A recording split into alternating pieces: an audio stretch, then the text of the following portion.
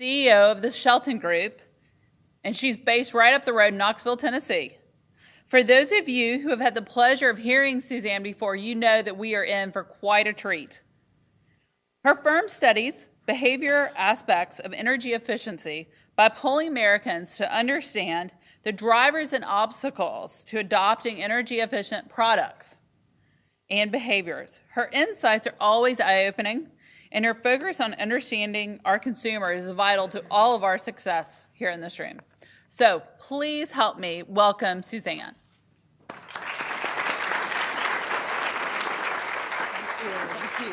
Thank you. How are y'all doing? Woo, yeah, post-lunch. All right. Let me get my presentation up here right quick. Great. Can you guys hear me okay?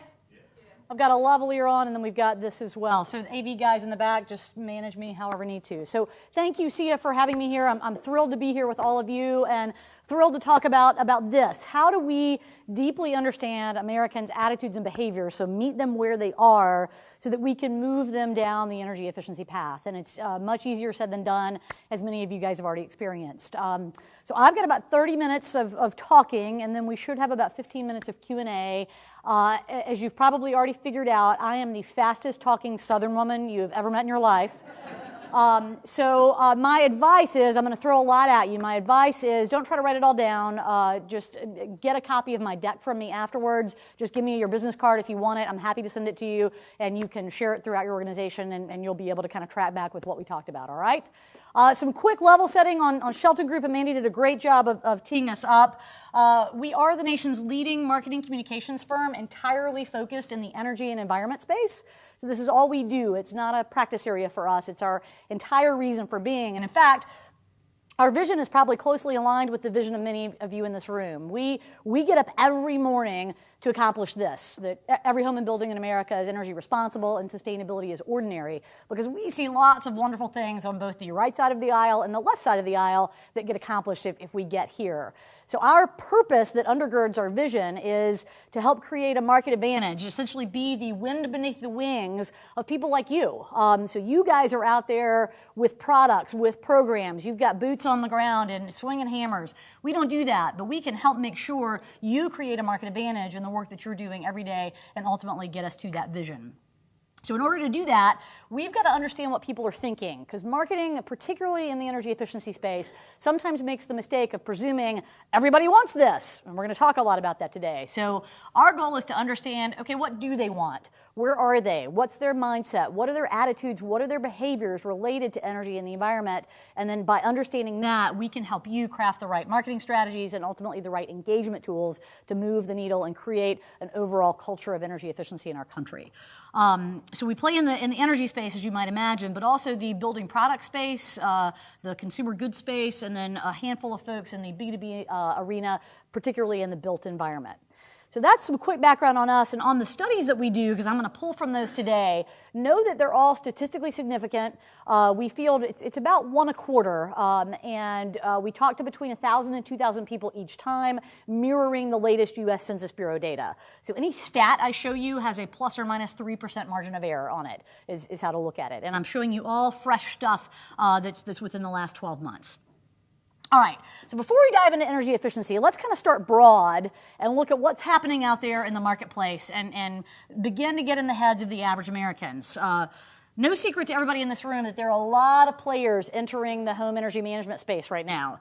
So there are a lot of folks trying to get a hold of that customer relationship that utilities have traditionally owned. And there's a really good reason for that, because there's a pile of money associated with that. So all those players are in there hoping to get a piece of that $4 billion pie, and the time is really right for this. Guys, in our data for years, we've seen a tremendous interest in home energy management and devices and dashboards, but almost no action. Why? Well, because up until now, it's been pretty hard, right? I would have to go find a dashboard. A lot of them haven't really been user-friendly. I got to find somebody to install it, and then, oh my gosh, then I actually have to use it, and I have to look at the data, and then I have to change my behaviors. And that all just sounds like a big, hairy pain, right? Don't really want to do that. So I like the concept of home energy management, but I don't like all the complications involved with it. So when Comcast calls me up and says, hey, Suzanne, you've been a great customer for the last 3 years. Your contract is coming up for renewal. We want to renew it for another 3 years. And you know what? We're going to throw in some home energy management at this really low monthly fee. We're going to give you a smart thermostat, some lighting controls. We're going to send somebody out to do it all for you. It's just going to cost you a few more dollars a month, and you could save 10% on your energy bill. Well, now that's an easy thing to say yes to, because, man, they're just going to kind of take care of it for me. Wow, and a smart thermostat and lighting control, so it'll sort of learn my behavior and I don't have to do anything. That's awesome. That's a great value proposition for Americans. So that's why we're beginning to actually see this home energy management thing take off in a way that it hasn't before, even though there was interest before. So that's one reason why the timing is now right for all these players. Another reason is that Americans are really interested in a shift. For the last several years, we've seen that about a third of Americans say, yeah, if I could switch utilities, I would. So they've said that, and that doesn't always happen. In states where we have deregulation, we don't see a third of the customers migrate to another option. But what's interesting is that for the first time we see this. Of the people who would switch, would prefer to switch to an alternative provider, a non-utility provider, like Google, Comcast, or SolarCity. That's interesting. So not only are there offers being made to consumers that are now really easy to say yes to because they don't require a lot of effort on my part, but now I'm of the mindset that, if I didn't have to buy from my utility, I wouldn't. I'd buy from someone else. And by the way, I'm doing other things in my life that way. A third of us are already participating in what's called the sharing economy. So Zipcar, Uber, TaskRabbit, we're finding ways to acquire goods and services that are different than how we've acquired them in the past. So we're beginning to believe I don't always have to own everything. There's some stuff I might be able to share or rent or borrow or co-op in some way. And that's starting to work for me as an American, a third of Americans. And who do you think is most active in the sharing economy? If you had to guess kind of the type of American that's most participating in this. Millennials, that's right. And millennials, guys, are the largest demographic group behind boomers. And there's no polite way to say this. Boomers are gently fading into the sunset. And so millennials will be the largest demographic group. And so they are a force to be reckoned with. For as much as many of us may be their parents and may be disgruntled by them, we have to set that aside and go, you know what, they're powerful. And attitudinally, they're very green. And behaviorally, they're very technology savvy. And they're growing up in a different consumer reality than we grew up in. So we must pay attention to that and understand that they're going to begin to shift how energy efficiency and energy management is playing out just by virtue of the way they do things. Further, another reason why home energy management is exciting right now. If we were the President of the United States and we could only support one form of energy, the number one form of energy we would support is solar. And this number has increased over the last 4 years, by the way. We love the sun as Americans, and we don't really understand how solar energy works. We don't understand why it's so expensive, but oh my goodness, we love the sun. We write love songs about the sun. We don't write love songs about coal and natural gas. We write really depressing songs about coal and natural gas. So we love the sun, and we love the idea of all kinds of solar energy offers being made out there in the world. So the solar companies, Comcast, Google, the home energy management companies, this is what they're promising. They're promising be in control of your energy use. Have predictable monthly energy bills. No more surprises 12 times a year. And you know what? You don't need that utility company. And at the end of the day, you might save a little money.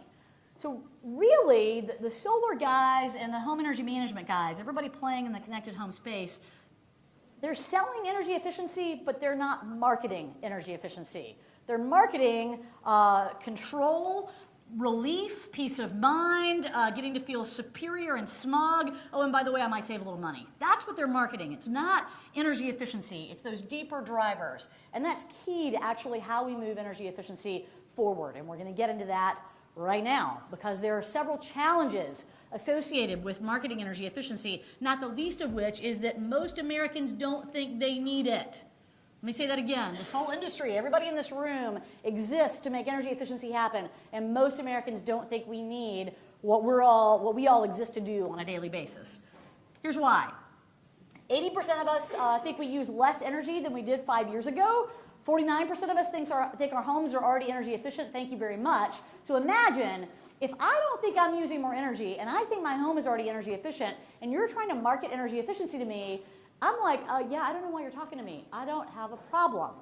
So that's the first barrier we have to get over. Miraculously, half of us claim that we've done between 1 and 3 things to make our homes more energy efficient. The problem is that 63% of those people saw their utility bills go up and not down, which gets us to grumpy face on the far right. They're angry and largely off the train of energy efficiency. We see a significant drop-off in the percentage of people who claim to have done one measure to their home, stays pretty consistent to the second measure, stays pretty consistent to the third measure, and then it just plummets. So think about it like a weight loss program. You know, you start dieting, you get on the scale, didn't really lose weight, maybe I didn't do enough, you give it another week, step on the scale, didn't lose it, and then finally you just go, screw it, I'm having the chocolate cake. Right? And that's kind of where Americans are today. So we've lost a good portion of the market that doesn't want to play with us. They have packed up their energy efficiency toys and gone home. They don't want to play with what we have to offer. So we've got to figure out how to get them back. And the problem is, if they don't think they're using more energy, they think their homes are already energy efficient, they did the stuff we told them to do, and their utility bills still went up, whose fault do you think they think that is? Do you think they think it's their fault? No, they don't think it's their fault. They think it's the utility's fault. For 9 years, we've asked the question, who's to blame for rising energy costs? And for 7 years, the US government and oil companies were always in the number 1 and number 2 slot. And 3 years ago, we saw utilities come to the top of the list, and they've stayed there for the last 3 years. So the challenge with that is most of Americans are firmly in what we would call a victim mindset. They are blaming a big, powerful other out here for their plight. And literally they say things to us like, doesn't matter what I do. I can set my thermostat back. I can screw in those funny light bulbs. Doesn't really matter what I do. The utility company's just going to charge me whatever they want, and I'm stuck with it. So if they don't believe they have any power, so first, they don't believe they have a problem, and then secondly, they don't think they have any power to change it, really difficult to move them and engage them in energy efficiency.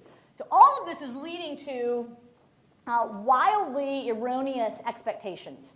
How much do you think Americans expect to save if they invest $4,000 in energy efficient improvements? How much do you think they expect to save on their utility bill by percentage? 50, 20?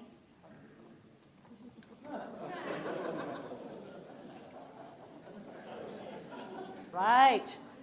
And it's gotten worse over the last several years. When we look at it in dollars, in 2007, when we said, how much would you expect to save if you invested $4,000 in energy efficiency? It was $71 a month. Then it went to $92 a month. Then it went to $107. Then it went to $142 last year. Americans are essentially telling us, you want me to be energy efficient? You got to pay me $1 million to get me to do that. And that is essentially what they're saying. And that's what we say when we really don't want to do something. Yeah, you want me to do that? You have to pay me $1 million to do that. So that's what they're saying, and their expectations are getting higher and higher. This isn't about reality. It's about their piss-off. It's about them saying, I don't want to play with you. I don't want to engage. So what this is resulting in is that every energy-efficient home improvement we track, and frankly, every energy-efficient behavior we track, is on a 3-year decline, down across the board. So you name an energy-efficient measure, you name a behavior, we're tracking it, and it is down. Propensity to participate in that behavior, propensity to do that thing is down across the board. So what do we do with this? We, as a collective energy efficiency body, we try to solve this by upping the marketing ante. We throw more marketing at it, more terms, because you know if we explain it to them, then they'll behave right. Then they'll do what we want them to do. Right, so there's just one tiny little problem with that. They don't know what we're talking about. So we've been tracking the last 2 years now a question I really like, and the question is, hey, here's a list of terms. Tell us which of these you feel you could confidently and correctly explain to a friend. So not which of these are you familiar with, which of these do you understand, but now we're putting them in the frame of having to explain it to someone. So hopefully we're getting a more true answer. So 38% of Americans tell us they could confidently and correctly explain the term efficient home, which means 62% of Americans could not. That's efficient home, guys. We throw that around like it is the word cat. You know, I mean, like everybody knows what an efficient home is. You know, I mean, it's so straightforward and easy. And then go down to things like indoor air quality and low carbon footprint. HVAC, only 24% of the population says they could confidently explain the term HVAC. But we throw that around like everybody knows what that means. And then net zero home. 95% of the population has no idea what we're talking about when we talk about net zero home. And 86% of the population has no idea what we're talking about when we talk about high performance homes. Guys, these are all terms we see in your marketing materials all the time. And what I'm telling you is you're the peanuts teacher. You're blah, blah, blah, blah to Americans. They don't understand what you're talking about. And they are all politely nodding at you, but they have no idea what you mean. And because they have no idea what you mean, they can't actually make a buying decision. I mean, think about it in your own life. If you're trying to make a major purchase decision and you don't really understand what it is you're buying, you don't buy. There's a behavioral economics principle called decision friction. And essentially, decisions cause friction, and as human beings, we don't like them. And our default is to do nothing. So if we have friction around a decision, we just put it off. I mean, you could probably think of 10 examples in your own life of where you've put off decisions because you just felt uncomfortable, didn't quite feel like you had your brain wrapped around it. Here's a shocker. When we say energy efficiency, what do you think most people think we mean in terms of the fuel source? Natural gas, electricity, solar, and pick your poison. What do you think that they think we're talking about when we say energy efficiency? Renewables, yep. 30% when we say be more energy efficient think we mean install solar panels. Now, 70% don't think that, but this was shocking to me. That, well, my gosh, no, if 30% think we're telling them, oh, to be energy efficient, you've got to spend 30 grand on a solar system, no wonder they're resistant, right? So what I'm trying to frame up for you is trying to solve these problems around apathy and anger isn't as simple as trying to explain it to them. Because, frankly, we are not very good at that in this industry. We are spending $7 billion a year in energy efficiency programs from a utility perspective. $7 billion a year, all in, rebates, administration, marketing, sales, and yet 67% of the population has no idea these programs exist. We're spending $7 billion and 2/3 of the population have no idea they exist. So we are clearly not doing a very good job of marketing, and we're not getting through. Okay, so why? Beyond the fact that we're using terms people don't understand, we keep throwing around and screaming save money at the top of our lungs. Okay, remember my earlier slide with grumpy face? People don't believe you anymore. They don't believe they're going to save money. They have an experience now of doing a few energy efficient measures and they didn't see the savings. So they don't really believe that anymore. Further, it is a rational driver, not an emotional driver. And if you want to connect with me and get me to spend several hundred, maybe even several $1,000s to be more energy efficient, you got to grab my heart, not my head. Ultimately, my head has to kick in to justify what my heart wants, but you got to start with my heart, and this doesn't really get there. So stop screaming save money alone. Yes, we all want to save money, but it is not the buy-all, end-all, be-all. Further, we keep trying to educate the market, and how many of you in this room have a budget for education? Nobody's willing to admit it. Many of our utility clients have an education budget. It's not a marketing budget, it's an education budget. And so 3 things about education. One, it looks like this. When we frame our marketing as education, it gets really boring really fast. 2, it sets up this dynamic that's not very attractive. I am the powerful teacher, and you are the stupid student, and I'm going to tell you how it is. And nobody responds well to that. Thirdly, it presumes, if we educate people, then they'll do right. If we just tell them the right stuff to do, then they'll do the right things. Show of hands. How many of you can think of at least one thing you should do on a daily basis to be healthier, and you don't do it? Right. I had a great imaginary workout this morning. So just because we know what we should do doesn't mean we actually do it. So educating the market isn't enough. Clearly, they need to be made aware of the energy efficiency programs. 67% of them are not aware they exist. So they need to be made aware of the programs, but awareness isn't the same as action. So we're lacking in our marketing efforts is in filling that gap. We've made them aware. Now how do we drive them to actually take action? So we've got to get better at that. And then lastly, we've got to stop doing this. There's a marketing adage that nobody wants to buy a 3/4 inch drill bit. They want to buy a 3/4 inch hole. And we keep selling the drill bit like it is the most awesome, sexy thing ever. We keep selling energy efficiency like that's what people want. We run ads saying, we have rebates available. We run ads saying, turn in your refrigerator and we'll give you $50. We run ads promoting the drill bit and not promoting the benefit of the drill bit. We should be promoting the comfort and the convenience and the peace of mind. All that stuff I alluded to earlier that the smart guys in solar and home energy management are selling. We want to sell those deeper drivers and stop selling the drill bit. We do this with loans too, by the way. We tee up energy efficiency loans like people are Google searching energy efficient loan. I'm here to tell y'all nobody is searching energy efficient loan. They're not. They're searching for specific solutions. They think I probably need new windows. Maybe my HVAC is on the fritz. I mean, they're searching for specific solutions. The loans need to not get teed up at the top of the funnel. They need to get teed up way into the selling process as a way of closing the deal. But we're often positioning them at the top of the funnel, like, oh, if we just tell them we have loans available, that'll solve the problem, and they'll call us up. And it doesn't work that way. It's the drill bit. It's not the holes. Because that's got to stop selling the drill bit and start selling the hole. Further, we often have very siloed marketing efforts. We do a lot of work in the utility energy efficiency space, and often you've got multiple program administrators managing multiple programs, and they don't talk to each other. And so the end result is a customer who has raised his hand and said, sure, come get my second refrigerator. That customer, by the way, is a really great prospect for an HVAC tune-up, but the HVAC tune-up program managers don't talk to the refrigerator turn-in program managers, and so they don't ever capitalize on that great prospect. And then often we make too many recommendations. We'll do online energy audits or even in-person energy audits and give someone a list of 15 things they ought to do, and it paralyzes them. Remember, decision friction. It's too much. I can't make a decision. So I won't do anything.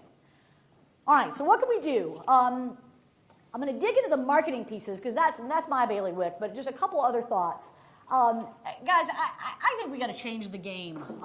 Much like the players entering the market today with their kind of do-it-for-me model, I mean, the brilliance of a thermostat that learns your behavior is I don't have to do anything. I mean, I do a few settings initially, I respond to it, and it learns my preferences and my behaviors, and then it just does it for me. That is awesome. And that is ultimately what Americans want. So we've got to figure out a way to make them work a hell of a lot less and remove the barriers.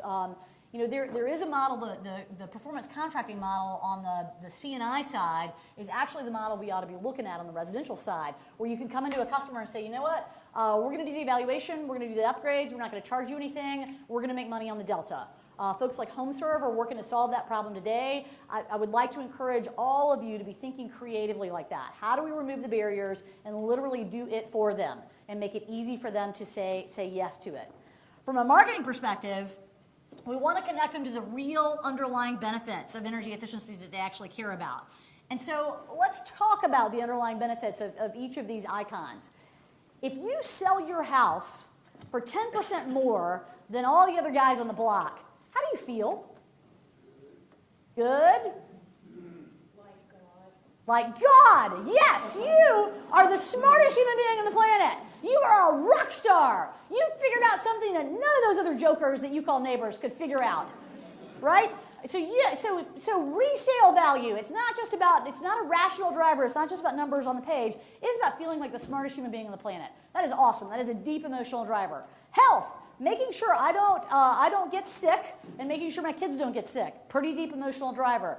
Keeping my family healthy, safe, cozy, happy. Big emotional driver, particularly for moms. Saving money isn't really about saving money. It's about peace of mind, also about feeling smart and some sense of feeling in control and comfort. Man, I want to be the king of my castle, and if I want to run around naked, I want to be able to do that and feel comfortable doing it. So the idea of being comfortable and in charge, the king of my castle, that is a deep emotional driver. So that's what people want to buy. They don't want to buy energy efficiency. They want to buy those deeper drivers, and that's what we want to start selling to them. And then when we communicate, we've got to use a 1-2 punch. So the first punch is you have to wake them up to the fact that they have an efficiency problem. Because remember, they don't think they have one today. And then once you've done that, you've got to drive them to prescriptive solutions. So we often are trying to focus on the solution piece. Here's our rebate. Here's our thing. Come buy it. And we're not focused on this first piece. And we got to have both. As we've learned, I'll tell you, we've learned this in our practice, that both are required. You can't just do one and you can't just do two to really have success. So let me show you a couple of examples of both of these. in terms of waking people up to the fact that they have an efficiency problem. We're on the tail end of a PSA campaign program that we've been running in Michigan, sponsored by DTE Energy, Consumers Energy, Dow Chemical, and Michigan Saves, which is an energy efficient loan outfit. So they all funded this effort, and the way PSAs work is you literally pitch on a station-by-station basis. We've gotten excellent coverage throughout the state of Michigan over the course of this year. And the idea here is to simply wake moms up to the fact that they've got some energy drama in their house and they should solve it. Challenge with trying to tell someone they have an energy problem is it can come off like this. So we've got to do it in an amusing way and in a universal way by tapping into an experience that many of us have lived through. And that's what we've attempted to do here, is to tap into that desire that all women have to be a supermom, even though there is actually no such thing. But we have this desire that everybody's going to be happy and healthy and the house is going to look great, and if a neighbor stopped by, we would look like we are so awesome and put together. Like, that's what we aspire to, not really true. So tapping into that with a scenario that has likely played out at some point in their home. So I'll show you this, and this is that wake-up call to the fact that they have an energy efficiency problem.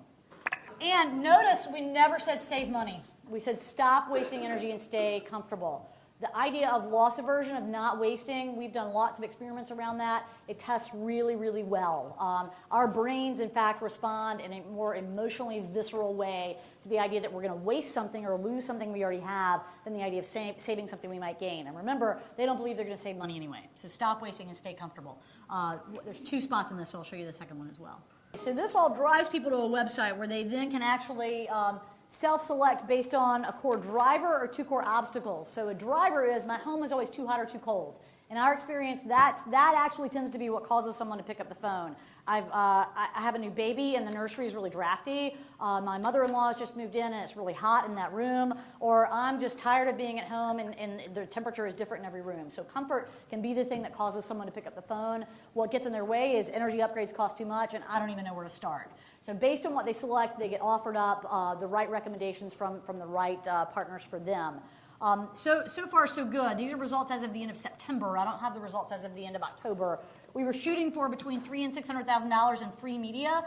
We were clocked in at a little over $700,000 at the end of September, so we might get closer to $1 million in free media, which is awesome in PSA land.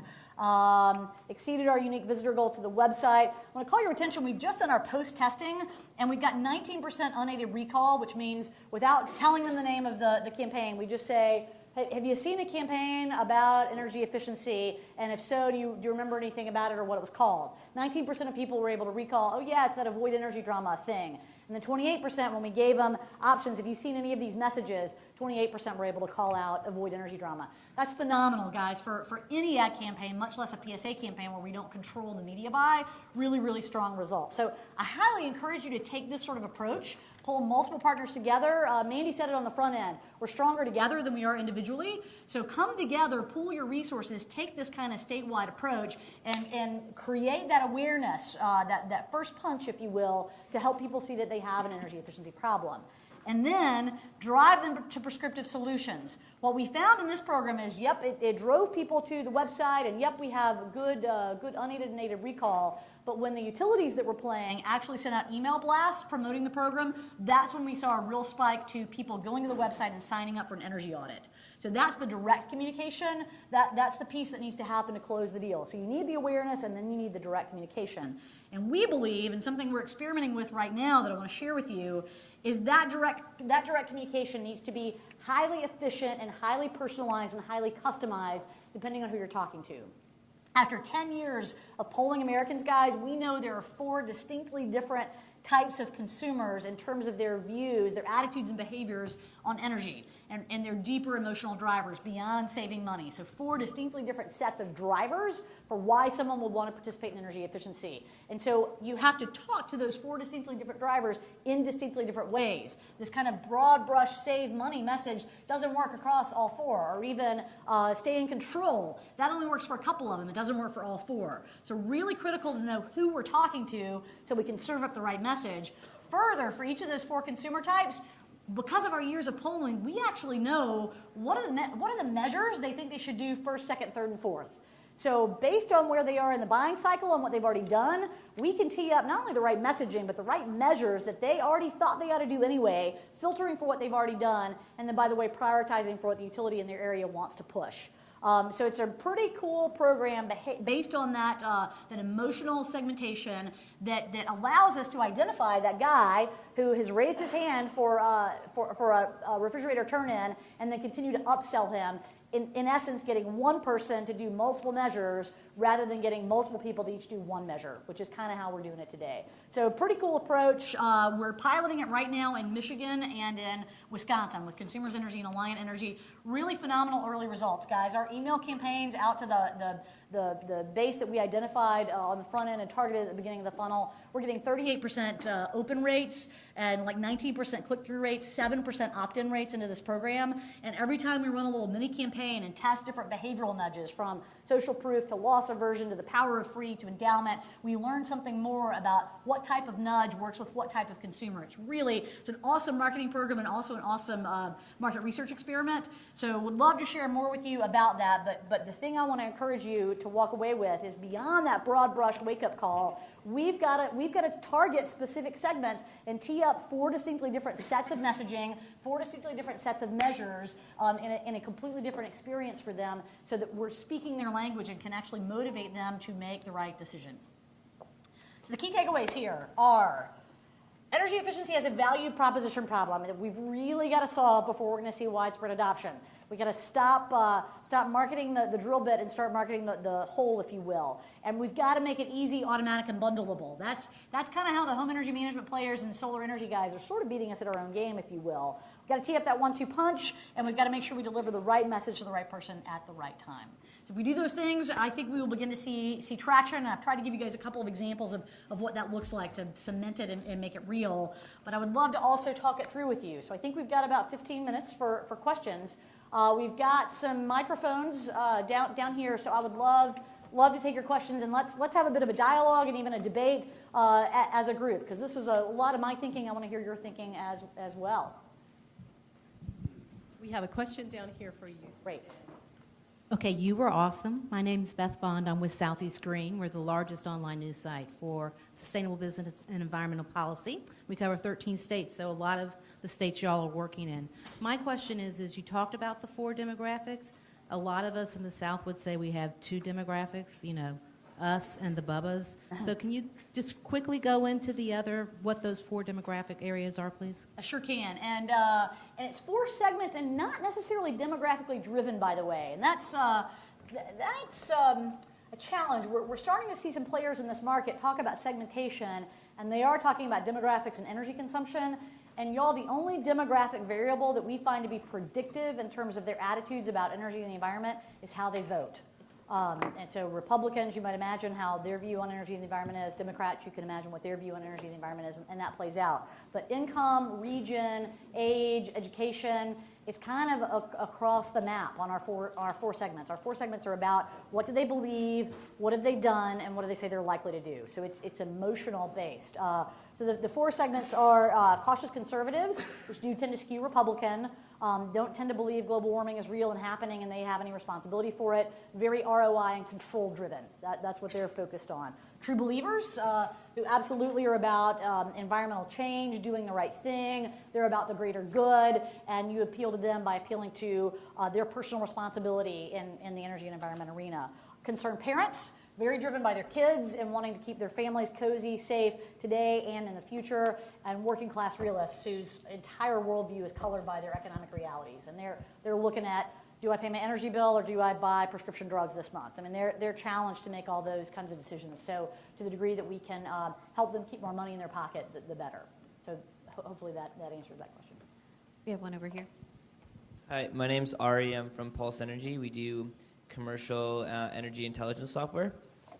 And I was wondering, based on those 4 categories, is there a percentage where you can identify those that respond well to green marketing? Because there's been a huge increase in all brands and all areas of people having this environmental marketing, and is that going to convince consumers? And in addition to that, have you seen businesses kind of using energy efficiency and then going forward and remarketing that? Yep. So we're having great results with e-marketing across all 4 segments, by the way. And interestingly, for our Do 5 Things program, we've had more cautious conservatives opt in Michigan, and no, I'm sorry, more concerned parents opt in Michigan, and more cautious conservatives opt in Wisconsin, and we don't know why. So we've only got 2 pilots in market right now. As we get more pilots out there, we might learn something about that. But across the board, we're getting pretty good open rates from all of them. Key, guys, is mobile optimized, so more and more concerned parents and working class realists are going to interact with you on their smartphones as opposed to actually having a computer that they're working with, and they'll do it on the fly. So it's got to be easy, got to be manageable in just a few seconds. But so far, so good on all 4 fronts. I mean, I think email, and then soon it'll be texting and social media, we're all pretty comfortable with these days. So I can't tell you that it works particularly well with one or the other. We're seeing it work pretty well across the board. Hopefully that answers your question. I don't know where we're going next. Hey, Suzanne. Greg Merritt here from CRE. I like your talk tie, as Greg. always. It's really nice. Thank you. So let me tee something up and maybe rephrase some things you said and get your reaction to it. So you said appeal to emotional drivers, home more comfortable, safer, healthier, et cetera. If you sort of boil those things down, traditional marketing, you sell people products by telling them that it's better than what they've got or been using. So doesn't that boil down to it's better? Those of us, I'm old, I'm one of those boomer guys. We remember energy efficiency and conservation as wear a sweater, turn your thermostats down right. It wasn't better, actually, it was worse. So it seems to me that marketing what you're trying to sell them as better. That's exactly right. Yeah, guys, Greg has it, and just didn't have enough time to put that whole bit into this presentation, but one of the things I often get on my soapbox about is we often in this industry are positioning energy efficiency against aesthetics. Like, okay, well, you can be energy efficient or you can have the granite countertop, but you really can't have both. Or the home energy auditors who will walk in and the homeowner says, I'm so glad you're here. I already know I need new windows. And the home energy auditor goes, oh, God, let me tell you about windows. Windows are awful and it's not what you need. Okay, we must embrace windows because it's what people want and it satisfies an aesthetic need for them and it satisfies a comfort need for them. So it absolutely, what a consumer wants is they want a better home. And a better home looks like one that feels comfortable and it looks pretty. So I want all of the above. I don't want to have the trade-off. And so we have to stop looking at this as either or. And yes, it absolutely is about better. And that's what people expect. And as we do conjoint analyses and look at the different things you could build into a home and would they buy this home versus that home, it really does boil down to better. And it's not just energy efficiency, it's all the systems that make a home better. They want all the above, and energy efficiency is one piece of it. So thanks, Craig. Excellent point. Yes. Okay. Just a quick question. You alluded a few times, I thought really interestingly, to changes in the past 3 years. Can you say a little bit more about that? Yeah. We call it the curse of the improving economy. So there is a way in which when everybody thought the bottom was going to fall out of the economy, suddenly we prioritize energy efficiency. Like, I might have to steel myself in this home and be stuck here forever while the zombie apocalypse comes, right? So we were ready to do energy efficiency and ready to get on board with that and worried about money and trying to figure out how to hang on to all I had. And now the economy's gotten a little bit better, and now maybe I would rather spend my money on a trip to Jamaica rather than insulation. And self-control is actually a limited resource. That's been borne out, unfortunately. So we kept ourselves in check for so long during the tough economy, like, okay, I'm not going to use more energy. I'm going to manage the thermostat. I'm going to do all the right things. And as the economy's gotten better, we've given ourselves permission to kind of go, and then just not be so strict about our behaviors anymore. So that's part of our challenge. And until we create energy efficiency as a cultural norm, I think we're going to continue to see this yo-yo effect based on the economy. Sure. And just to tag on to that, can you say a bit more about one of the pieces I thought really interesting was the sort of shift to the utilities being the primary blame for that? Yeah. And we think it's because more and more people have an experience of actually doing a few things to make their home more energy efficient and not seeing the results, whereas 9 years ago, we broadly hadn't done as much to be more energy efficient. So okay, those guys weren't really the bad guys, but now we're out doing some stuff trying to get our homes under control, and we're not seeing the results. So it must be the utilities' fault. They must be the bad guys. They're just screwing me and making up a number every month. Hi, this is Mike Messenger with Itron. I was really interested in your finding that I think it was 63% of Americans don't know about utility energy efficiency programs. Yes. And my question is, do you have a list of factors that you think might underlie that? Is like they're buying the wrong types of media, or people are hearing about programs and thinking that there's something else, or what would you ascribe that relatively low awareness to? Utilities are allergic to humor. They are run by engineers, and they put ads together as if it were an engineering project, and if they're just going to tell some people stuff, and by telling people some stuff, it's going to make all the world of difference. And so they shy away from humor, they shy away from advertising that's interesting, attention-getting, breakthrough, and so the advertising they put out becomes wallpaper. And I was a little glib about it, but that kind of is the answer, is utilities need to loosen up and be willing to actually do advertising that works, and look outside of their industry, look at what the ads we all remember. If I were to poll you right now and ask you to tell me your favorite ad, I bet 80% of you would list a funny ad. It would be something that made you laugh. The other 20% of you would list something that made you cry or it moved you in some way. But it would not be an informational heavy ad that tried to tell you about something that you really didn't care about. So that I think is the core problem. Suzanne, my name's Judy Knight. I'm with Southeast Energy Efficiency Alliance, and I wonder if you could comment just generally on sustainability. You've talked a lot of some very interesting things around energy, but if we broaden the scope, what are some of your other findings? Yeah, on sustainability, so 70% of the American population is searching for greener products, and that does not mean they're all looking for 7th generation or Patagonia, by the way. They're looking to buy products they can feel less guilty about buying. So there's a way in which LED light bulbs fit that bill, right? Now that the prices come down, like, awesome, I can feel totally not guilty about buying this thing, and it's going to outlast my marriage. Great. Awesome. So I get to feel totally guilt-free about buying a better product. I get to feel guilt-free about buying the product I wanted to buy anyway. So that's what they mean when they say they're searching for greener products. They want a permission slip. They want to be let off the hook. So on the green side of the equation, as well as on the energy side of the equation, what Americans are telling us over and over again is, do it for me. Make it easy. Make it automatic. Don't make me work very hard. So manufacturers, make greener products. Be the good guys. Do the right thing. Make the greener products. And all you energy efficiency guys, oh my goodness, don't make me put the out-of-pocket cash up. Don't make me work so hard. Don't make this so hard. Make it easy for me, which again is one of the ways in which I think the solar industry has gotten some traction. So that's a piece, but I guess the other piece I'll tell you guys anecdotally, I go to a lot of conferences, and about half of them are utility/energy efficiency oriented, and half are sustainability oriented, where the Fortune 500 is there talking about their corporate sustainability approach. So you guys should know 82% of the Fortune 500 now publishes a CSR report, a corporate sustainability report. So the Fortune 500 is committed to the sustainability path, all right? So I go to these sustainability conferences, and about a third of the conversation is around energy, because energy is seen as a big piece of the sustainability equation, along with water and waste and air quality and how are we sourcing and how are we treating people. But energy is a big piece of the equation. And I look around at these sustainability conferences where energy is being talked about, storage and generation, and how are we going to manage and how are we going to distribute and how are we going to be more efficient. And there are almost never any utilities in the room and almost never any energy efficiency program implementers in the room. It's all the Fortune 500. And so this conversation is happening without you. And I think that's a tragedy, because I think what we're going to find is a lot of these companies are going to sort of figure it out themselves.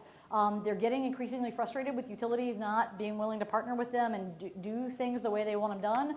So they're going to go their own way and build their own behind-the-meter solutions, and that's going to be tough for utilities to recover from, I think. If our nation's largest companies begin to figure it out on their own and kind of don't need utilities anymore, that's going to be a problem. It's not going to start there today, by the way. I don't want to be all death spiral, gloom and doom. I think it'll take many, many years for that to play out, and the Fortune 500's approach is going to be to try to partner with utilities, but ultimately if they can't get you guys to move in the direction they want to move and get the more renewable, lower priced options they're looking for, they are going to go try to figure out how to get that done on their own. So Love to see this group of people also at all those sustainability conversations because it's all one conversation.